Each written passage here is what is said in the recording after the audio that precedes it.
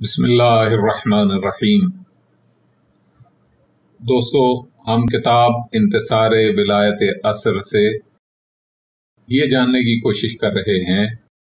کہ ہمارا رویہ اپنے زمانے کے امام علیہ الصلوۃ والسلام کے ساتھ کیسا ہونا چاہیے، اور یہ گائیڈ لائن ہم کسی عام انسان سے نہیں بلکہ شہدائے کربلا سے حاصل کر رہے ہیں۔ جس طرح انہوں نے اپنے زمانے کے پاک امام کے ساتھ رویہ پسند فرمایا، ہم بھی کوشش کریں گے کہ ہم اپنا رویہ اپنے ولی العصر علیہ الصلوۃ والسلام کے ساتھ کربلائیوں جیسا ہی رکھیں۔ کتاب انتصار ولایت عصر کا خطبہ نمبر 9، درس کربلا۔ اے ناصران ولی العصر رضی اللہ تعالیٰ فرج شریف، کربلا معلّہ پوری انسانیت کے لیے ولی العصر کی نصرت کا درس جاوید ہے، اور اس میں ہمیں ایک جامع رویہ ملتا ہے جو رہتی دنیا تک کے لیے دین فہمی میں کفایت کرتا ہے۔ آپ دیکھیں، کربلا ظاہری میں خاندان توحید و رسالت علیہ الصلوۃ والسلام ہمیں اپنے ولی الاعلیٰ رب ذوالجلال والاکرام کی نصرت کرتا ہوا نظر آتا ہے، تو دوسری طرف امت مسلمہ کے مقدس افراد اپنے ولی العصر کریم کربلا علیہ الصلوۃ والسلام کی نصرت کے ابواب کھول کھول کر پڑھتے ہوئے نظر آتے ہیں۔ دوستو، یہ ایک حقیقت ہے کہ جو افراد اپنے ولی العصر علیہ الصلوۃ والسلام کی نصرت کرتے ہیں وہ اللہ جل جلالہ کے انصار شمار ہوتے ہیں۔ اسی لیے تو اپنے ولی العصر کریم کربلا علیہ الصلوۃ والسلام کی نصرت میں قربانیاں دینے والے انصار کو آج بھی اسی طرح سلام کیا جاتا ہے: السلام علیکم یا ذابون عن توحید اللہ۔ اے اللہ عز و جل کی وحدانیت کی حفاظت کرنے والو، اے اللہ عز و جل کی توحید کو بچانے والو، ہمارا آپ پر سلام عقیدت ہو۔ ہاں تو دوستو، میں عرض کر رہا تھا کہ کربلا میں ہمیں ولایت عصر کے دونوں سلسلوں کی نصرت کا درس دیا جا رہا ہے، یعنی خاندان پاک اپنے ولی العصر یعنی اللہ جل جلالہ کے لیے جو کچھ کر رہا تھا، ان کے انصار اپنے ولی العصر یعنی انہی کے لیے وہ سب کچھ کر رہے تھے۔ دوستو، یہ بھی حقیقت ہے کہ نصرت کے دریا کا پانی ہر قد اور ہر عمر و نسل کے افراد کو ایک برابر ہوتا ہے، یعنی نصرت کے دریا کے ہر شناور کو پانی سینے تک محسوس ہوتا ہے، چاہے کوئی طویل القامت ہو، کوتاہ قامت ہو، اگر کوئی بوڑھا ہے یا جوان ہے یا بچہ ہے، سب کے لیے نصرت کا ایک ہی سبق ہے، اور وہ ہے قربانی۔ دنیا کی قربانی، عقبہ کی قربانی، مال کی قربانی، جان کی قربانی، عزت و ناموس کی قربانی، شان اور سٹیٹس کی قربانی، یعنی ذہنی طور پر سب سے پہلے ساری قربانیوں پر آمادہ ہونے کے بعد کچھ قربانیاں دینا پڑتی ہیں، مگر دل سے ساری قربانیاں دینا ہر صورت میں واجب ہو جاتا ہے۔ حقیقت یہ ہے کہ دین نصرت میں کسی کے لیے کوئی رعایت ہوتی ہی نہیں، اور رعایت موجود ہو بھی یا پیدا کر بھی دی جائے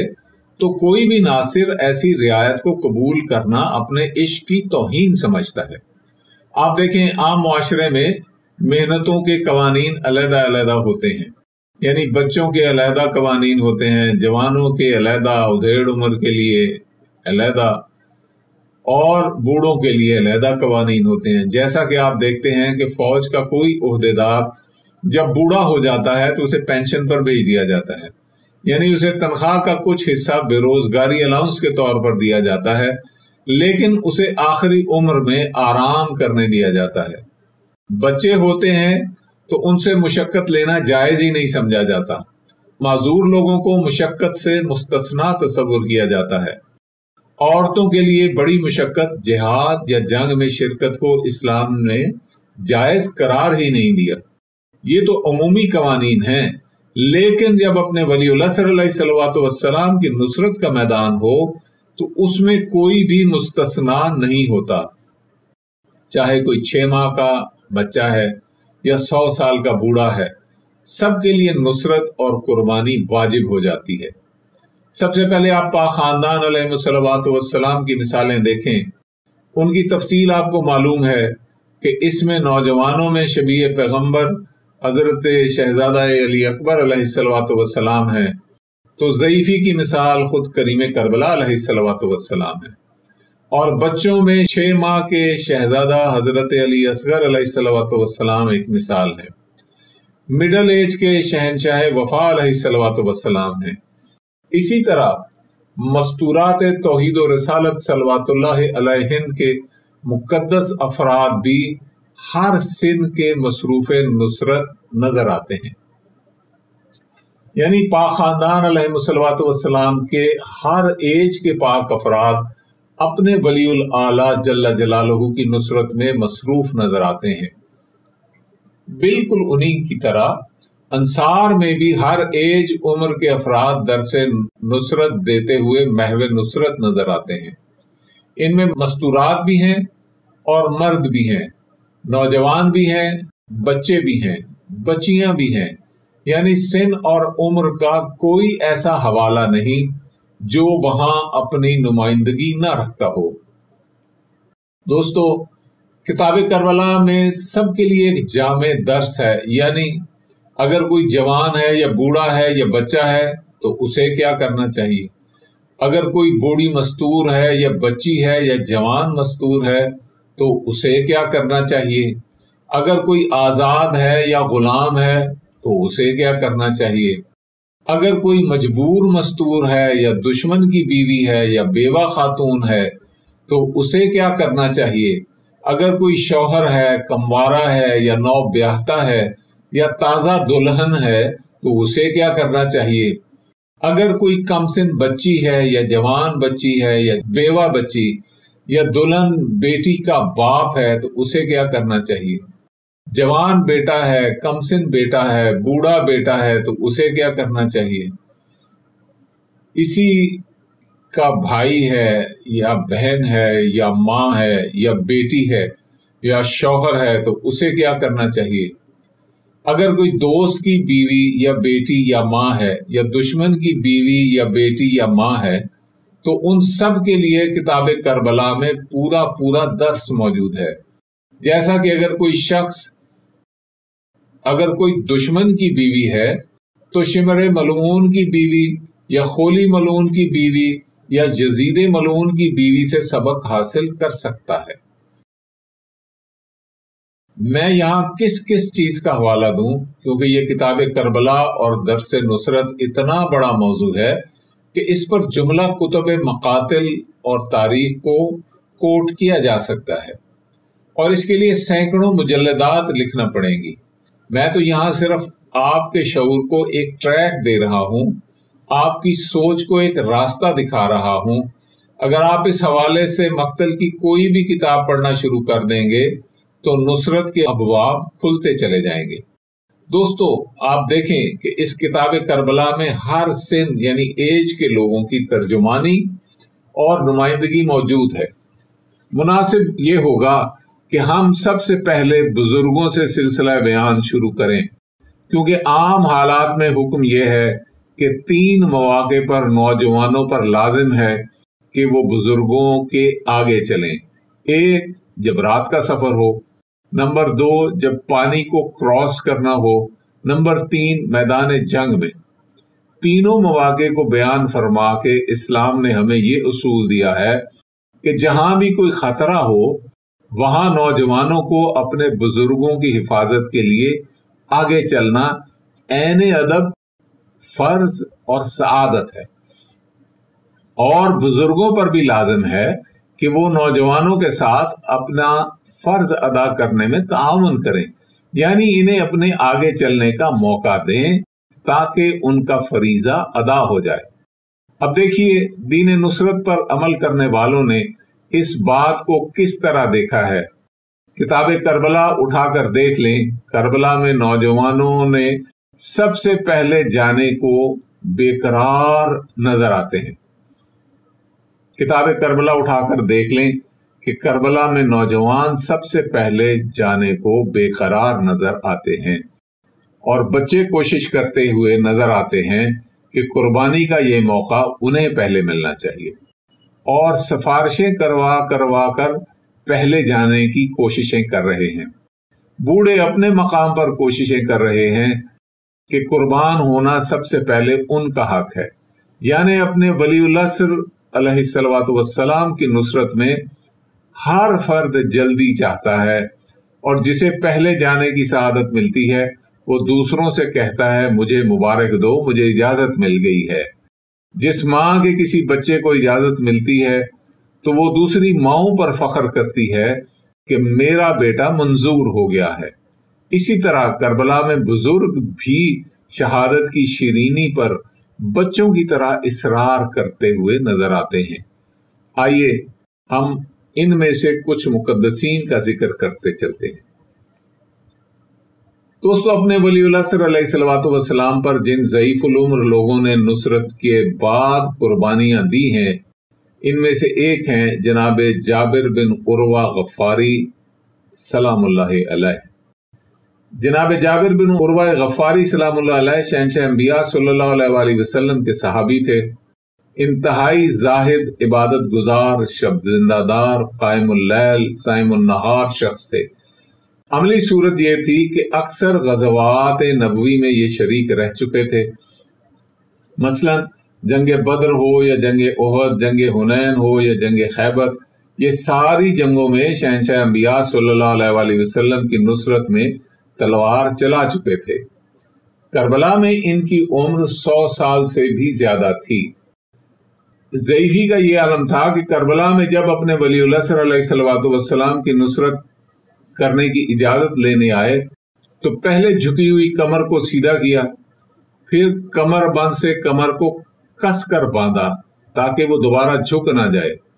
ضعیفی کی وجہ سے ان کے ابرو آنکھوں پر گرے ہوئے تھے، اس لیے جیب سے ایک رومال نکالا اور اپنے ابرو اوپر کھینچ کر اپنی پیشانی پر رومال باندھا۔ اپنی تلوار کو عصائے پیری کی طرح سہارا بنا کر لڑکھڑاتے قدموں کے ساتھ کریم کربلا علیہ الصلوۃ والسلام کی طرف چل پڑے۔ آتے ہی خود کو ان کے قدموں پر گرا دیا اور اپنی سفید ریش ان کے قدموں سے لگا کر اجازت طلب کی۔ کریم کربلا علیہ الصلوۃ والسلام نے فرمایا، آپ تو ہمارے نانا جان صلی اللہ علیہ وآلہ وسلم کی یادگار ہیں، ساتھ ہی آپ ضعیف بھی ہیں، آپ پر ویسے بھی جہاد ساقط ہے، اس لیے آپ ہمیں مجبور نہ کریں، آرام سے اپنے خیمے میں تشریف رکھیں۔ میں نے پہلے عرض کیا تھا کہ کسی رعایت یا سہولت کو قبول کرنا عاشق اپنی توہین سمجھتے ہیں۔ جب کریم کربلا علیہ الصلوۃ والسلام نے بہت پیار سے انہیں روکا تو رو رو کر عرض کیا کہ اگر آج ہم اپنی زندگی بچا لیں تو زندگی کا مقصد ہی فوت ہو جائے گا، آپ ہمیں ضرور اجازت دیں، یہ زندگی تو ملی ہی اس دن کے لیے تھی کہ میں اپنی قربانی پیش کروں، آپ مجھے ضعیف مسقوط الجہاد سمجھ رہے ہیں، مگر آج ہمیں اپنی تلوار آزمانے کی اجازت تو دیں، پھر دیکھیں کہ اس ضعیف جسم کے اندر کتنا جوان جذبہ موجود ہے۔ اجازت ملی اور شہنشاہ کربلا علیہ الصلوۃ والسلام کے سامنے انہوں نے جانفشانی اور فداکاری کا مظاہرہ فرمایا۔ پہلے ایک ایک کر کے ظالمین آتے رہے اور ان کی شمشیر شرربار ان کی گردنوں کو اڑاتی رہی۔ جب بھی یہ کسی ملعون پر حملہ کرتے تو ہر ضرب پر کریم کربلا علیہ الصلوۃ والسلام انہیں بے ساختہ فرما رہے تھے، شکرن للہ سعیک یا شیخ، اے ہمارے ضعیف ناصر، اللہ جل جلالہ تمہاری محنتیں قبول فرمائے۔ جناب جابر بن عروہ غفاری سلام اللہ علیہ کی شمشیر برق پرور نے جب 60 ملعون داروغہ جہنم کے حوالے کیے تو لشکر شام نے مل کر ان پر حملہ کیا، اور اس اجتماعی حملے میں انہوں نے اس طرح جنگ کی کہ چاروں طرف ان کی تلوار بجلی کی طرح گردش کر رہی تھی، اور ان کی شمشیر زنی کا انداز دیکھ کر ملکوت بھی آسمانوں سے داد و تحسین کی آوازیں دے رہے تھے۔ دوستو، جب کفار شام و کوفہ نے ان پر اجتماعی حملہ کیا تو انہوں نے خوب جم کر تلوار چلائی، اور اس جنگ میں بھی انہوں نے مزید 20 ملعون واصل جہنم کیے۔ اس طرح اس ضعیف ناصر نے 80 ملعون سپرد جہنم فرمائے، اور پھر زخموں سے چور چور ہو کر زمین کو زینت بخشی تو شہنشاہ کربلا علیہ السلام کو آخری سلام کیا اور سرور کونین صلی اللہ علیہ وآلہ وسلم کی آغوش میں سر رکھ دیا اور اپنی جان آفرین کے سپرد فرما دی۔ خالق ان کے مقاصد شہادت کی جلدی تکمیل فرمائے اور انہیں یہ پاک گھر دوبارہ آباد و شاد دکھائے۔ انہوں نے ناصرین کو یہ درس دیا ہے کہ میدان نصرت میں کوئی عذر قابل قبول نہیں ہوتا، نہ کمزوری، نہ ضعیفی، نہ جھکی ہوئی کمر، نہ آنکھوں پر گرے ہوئے ابرو۔ یہ اپنے ولی العصر کی نصرت کا میدان ہی ایسا ہے کہ جہاں سوائے جان و مال اور عزت و ناموس کو قربان کرنے کے کوئی دوسرا آپشن موجود ہی نہیں ہوتا۔ ہم عالم انسانیت کے ان محسنین سلام اللہ علیہم کی ذات اور عمل اور جذبات پر صلوات ہی پڑھ سکتے ہیں اور یہ دعا دے سکتے ہیں کہ رب کائنات ان کی قربانیوں کا اجر انہیں شہنشاہ زمانہ اجل اللہ تعالیٰ فرجہ الشریف کی حکومت کے قیام کی شکل میں عطا فرمائے، اور وہ اپنے ولی العصر شہنشاہ کربلا علیہ السلام کو پورے خاندان سمیت آباد اور شاد دیکھیں۔ دوستو، کتاب کربلا میں کچھ بچوں کے کردار بھی ایسے ہیں جنہوں نے اپنے ولی العصر علیہ السلام کی نصرت میں اپنے بچپن کو عذر نہیں بنایا، اور نہ ان کی مقدس ماؤں نے ان کے بچپنے کو عذر بننے دیا، اور انہوں نے اپنے ولی العصر علیہ السلام کی بھرپور نصرت فرمائی۔ ان بچوں میں سے 2 بچے ایسے ہیں کہ جنہیں یہ اعزاز حاصل ہے کہ ان کے والد ضعیف ترین انصار میں شامل ہے اور وہ کم سن ناصرین میں شامل ہیں۔ ان میں پہلا معصوم ناصر جناب مسلم ابن اوسجہ علیہ السلام کے فرزند جناب عبداللہ،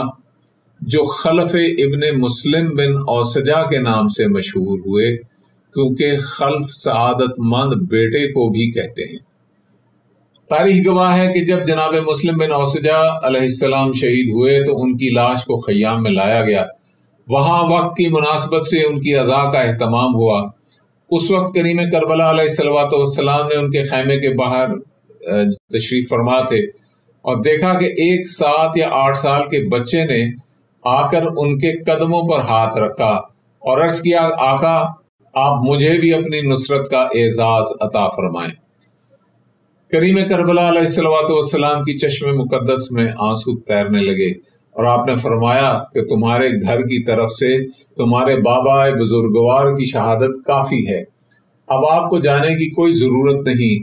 کیونکہ تمہاری والدہ ماجدہ ضعیف بھی ہیں اور ان کا کوئی دوسرا سہارا بھی نہیں ہے، ایک آپ ہی تو ہیں جو ان کی ضعیفی کا سہارا ہیں، اس لیے آپ واپس چلے جائیں۔ یہ سن کر اس معصوم نے اپنے خیمے کی طرف مڑ کر دیکھا تو اس کی والدہ ماجدہ سلام اللہ علیہا نے خیمے کا پردہ اٹھایا اور بیٹے سے کہا، اب پیچھے مڑ کر نہ دیکھو، تمہارے باپ نے تو اپنی ماں کو سرخرو کیا ہے،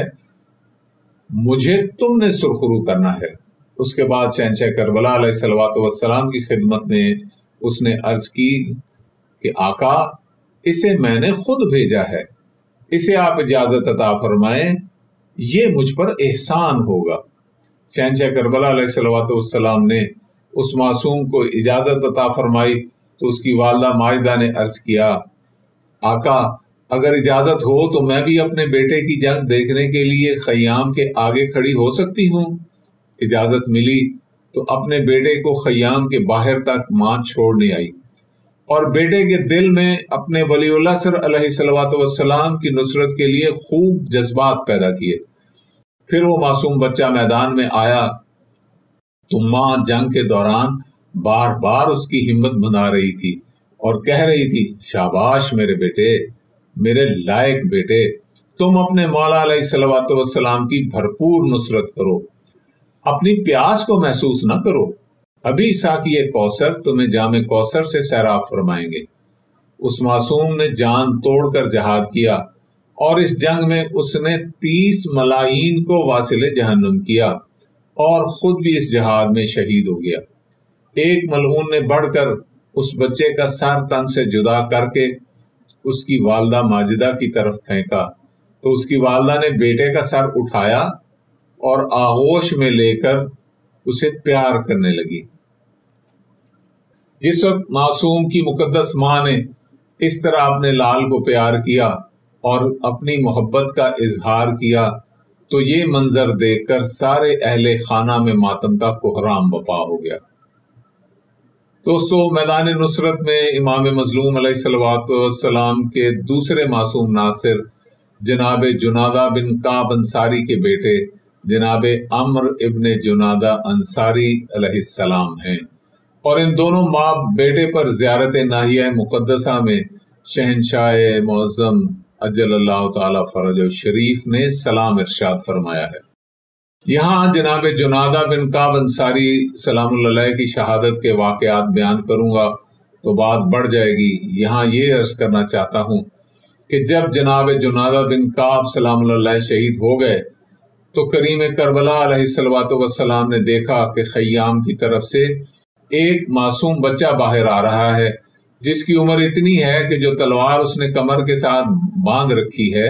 اس کی لکیر زمین پر کھنچتی چلی آ رہی ہے۔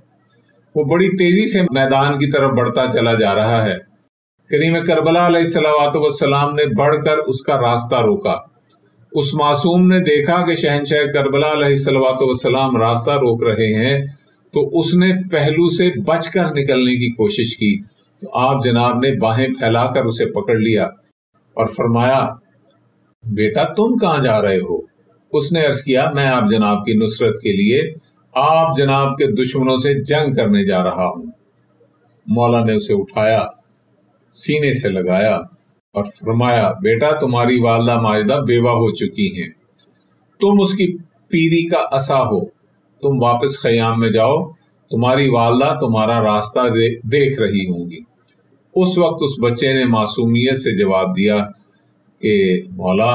میری کمر کے ساتھ یہ تلوار میری والدہ نے ہی باندھی ہے اور انہوں نے ہی مجھے جنگی لباس پہنایا ہے اور آپ کا ناصر بنا کر بھیجا ہے۔ اس وقت جناب جنادہ بن کعب انصاری کے خیمے کا پردہ اٹھا اور بچے کی والدہ جناب بحریہ بنت مسعود خزرجی سلام اللہ علیہ نے آواز دی، شہنشاہ آقا، آپ اسے مت روکے، میں نے خود اسے بھیجا ہے۔ مولا نے فرمایا، تم تو جانتی ہو کہ یہ معصوم بچہ ہے اور معصوم بچوں پر جہاد ساقط ہوتا ہے، اور یہ بھی جانتی ہو کہ یہ جنگ بھی نہیں کر سکتا۔ یہ سن کر اس مقدس مستور نے عرض کیا، آقا، یہ کسی کی جان لے نہیں سکتا مگر اپنی جان تو قربان کر سکتا ہے، میرے لیے یہی فخر کافی ہوگا۔ جناب جنادہ بن کعب انصاری نے شہنشاہ کریم کربلا علیہ الصلوۃ والسلام میں ایک قصیدہ لکھا تھا جو اس معصوم بچے کو یاد تھا۔ جب یہ جہاد پر جانے لگا تو اس کی والدہ سلام اللہ علیہ نے اس معصوم سے کہا تھا کہ جب میدان میں جانا تو بطور رجز اس قصیدے کو پڑھنا۔ یہ بچہ میدان میں پہنچا تو اس نے تلوار نکالی اور لشکر شام کے سامنے بطور رجز وہ قصیدہ پڑھنا شروع کیا۔ سارے میدان میں معصوم بچے کی دل نواز آواز رس گھولنے لگی، امیری حسیناً و نعم الامیر، سرور و فواد البشیر النذیر۔ میرے امیر کریم کربلا علیہ الصلوۃ والسلام ہے، وہ بہترین امیر ہیں جو بشیر و نذیر صلی اللہ علیہ وآلہ وسلم کے دل کا سرور اور سکون ہے۔ علی و سیداہ والداہ فہل تعلمون لہ من نذیر، جن کے والد امیر کائنات علیہ الصلوۃ والسلام ہو اور والدہ پاک سیدہ کونین صلوات اللہ علیہ ہوں، ان کی مثل و نظیر کون ہو سکتا ہے؟ لہو طلعۃ مثل شمس الضحی لہو قرہ مثلا بدر منیر، ان کا رخ انور آفتاب عالم تاب کی طرح نورانی ہے اور چہرہ مبارک مثل بدر منیر آنکھوں کی ٹھنڈک ہے۔ یہ معصوم بھلا کیا جن کر سکتا تھا؟ مقصد تو شہادت عظمیٰ کا حصول تھا اور والدہ کو سرخرو کرنا تھا اور آنے والی نسلوں کو اپنے ولی العصر علیہ السلام کی نصرت کا درس دینا بھی مقصود تھا۔ جب یہ معصوم رجزیہ اشعار پڑھ رہا تھا تو پورے میدان پر سکتہ طاری تھا کہ اس وقت مالک بن نصر ملعون میدان کے ایک طرف سے نکلا اور اس نے دیکھا کہ ماں سلام اللہ علیہا سامنے کھڑی اس بچے کو دیکھ رہی ہے۔ اس ملعون نے کوئی ترس نہیں کیا اور اس معصوم پر وار کیا۔ معصوم جسم زمین پر تڑپنے لگا۔ پھر اس ملعون نے معصوم کا سر جدا کر کے اس کی والدہ سلام اللہ علیہا کی طرف اچھالا۔ اس مقدس مستور نے اپنے لال کا سر اپنی گود میں وصول کیا اور اسے بہت پیار کیا اور کہا، شاباش میرے لائق بیٹے، تو نے میرا دل ٹھنڈا کیا ہے، مجھے ملکہ عالمین صلوات اللہ علیہا کے سامنے سرخرو کیا ہے۔ تھوڑی دیر بعد اپنے لال کے رخساروں کو بوسے دیتی رہی، دعا کرتی رہی۔ اس کے بعد پورے جوش سے اٹھی اور اپنے لال کے سر کو لے کر اس ملعون کی طرف بڑھی اور اس کے قریب جا کر اپنے لال کا سر اس ملعون کے سینے پر اس قوت سے مارا کہ وہ ملعون وہیں گر کر واصل جہنم ہو گیا۔ اس کے بعد جناب بحریہ بنت مسعود خزرجی سلام اللہ علیہا نے اپنے خیمے کی ایک چوب اٹھائی اور میدان جنگ میں اپنے ولی العصر علیہ السلام کی نصرت کے لیے پہنچ گئی، اور میدان میں اس مقدس مستور نے رجز کے چند اشعار بھی پڑھے۔ ان کا ترجمہ یہ ہے کہ میں اپنے آقا کی ضعیف اور ناتواں اور کمزور خادمہ ہوں۔ اے لشکر کفار،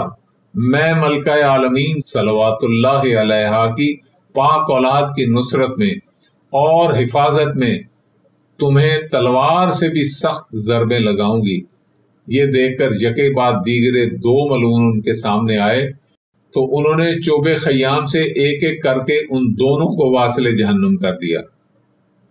دوستو، جس وقت یہ مقدس خاتون مصروف جہاد تھیں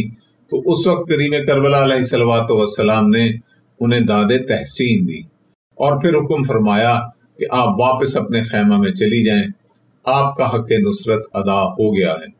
کریم کربلا علیہ السلام نے ان کے حق میں دعا دی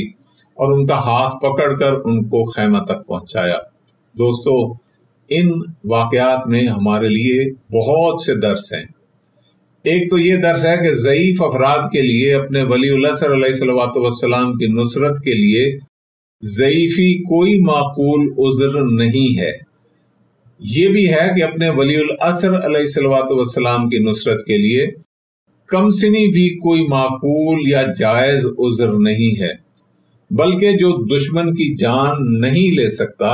وہ اپنی جان دے تو سکتا ہے۔ یہ بھی ہے کہ اپنے ولی العصر علیہ السلام کی نصرت میں ماؤں کو اپنے بچوں تک کی قربانیاں کرنا ہوتی ہیں اور بعین شوق و عشق و رغبت قربان کرنا لازم ہے، اور یہی حق ولی العصر ہے اور یہی امام کے حق کا تقاضا ہے۔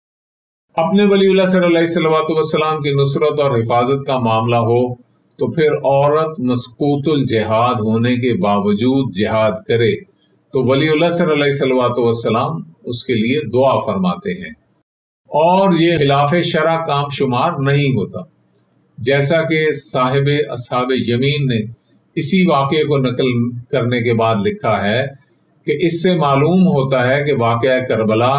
ایک تشریع خاص کے ماتحت تھا، یعنی ایک مخصوص شریعت کے ماتحت تھا۔ دوستو، حقیقت یہ ہے کہ اپنے ولی العصر علیہ السلام کی نصرت و حفاظت ہی عین شریعت ہوتی ہے، جیسا کہ جنگ احد میں ایک مقدس مستور نصیبہ بنت کعب سلام اللہ علیہا نے سرور کونین صلی اللہ علیہ وآلہ وسلم کی نصرت میں جہاد کیا اور ان کی حفاظت کر کے ایک سنت نصرت قائم فرمائی، اور سرور کونین صلی اللہ علیہ وآلہ وسلم نے جو اس زمانے کے ولی اللہ سر تھے، ان کی نصرت میں اس مقدس مستور نے تیروں اور تلواروں کے لاتعداد زخم بھی کھائے اور خون میں غلطان ہو گئی، لیکن اپنے ولی اللہ صلی اللہ علیہ وآلہ وسلم کی نصرت میں جمی رہی، اور خود سرور کونین صلی اللہ علیہ وآلہ وسلم نے اسے دعائیں بھی دیں، داد بھی دی، جہاد کے دوران اس کی حوصلہ افزائی بھی فرمائی۔ اس طرح ولی اللہ سر کی نصرت میں مستورات کے مسقوط الجہاد ہونے کے باوجود جہاد کرنے پر مہر تحسین بھی ثبت فرمائی، تاکہ آنے والی نسل کربلا میں نصرت کرنے والی مقدس مستوروں سلام اللہ علیہم پر کوئی اعتراض نہ کرے۔ دوستو، یہ بھی یاد رہے کہ کربلا میں نصرت کی آخری درجات اعلیٰ کے نمونے پیش ہوئے ہیں، کیونکہ جب سب سے بڑی قربانی پیش کر کے دکھائی جائے تو اس سے نچلے درجات کی چیزوں کی قربانی بدرجہ اتم ثابت ہو جاتی ہے۔ مثلا ہمارا مقولہ ہے کہ مال صدقہ ہے جان کا، جان صدقہ ہے عزت کا، عزت صدقہ ہے دین کا۔ یہ یاد رہے کہ دین یہ خاندان پاک صلوات اللہ علیہم اجمعین ہی ہیں۔ اب کوئی آدمی کہے کہ عزت پر جان تو قربان کی جا سکتی ہے، مال نہیں کیا جا سکتا، تو درست نہیں ہوگا، بلکہ عزت کے سامنے مال کی قربانی سب سے پہلا درجہ رکھتی ہے، اس کے بعد جان کا نمبر آتا ہے۔ اسی طرح انصار و مدرسین کربلا علیہ الصلوات نے ہمیں بڑی بڑی قربانیاں دے کر ان سے نچلے درجے کی چیزوں کو بطریق اولا قربان کرنے کا درس دیا ہے۔ آئیے ہم ان مظلومین اور اپنے محسنین سلام اللہ علیہم کو دعا دیں کہ جس مقصد کے لیے انہوں نے قربانیاں دی ہیں وہ مقصد آج اور ابھی اسی وقت پورا ہو جائے، اور انہیں ملک آل محمد علیہ الصلوۃ والسلام دیکھنا جلدی نصیب ہو، اور منتقم آل محمد اجل اللہ تعالی فرج الشریف کی تلوار انتقام جلدی بلند ہو، اور ان سب کا انتقام جلدی ہو۔ آمین آمین یا رب العالمین۔ الحمدللہ و شکرا لصاحب الزمان عجل اللہ فرجہ الشریف۔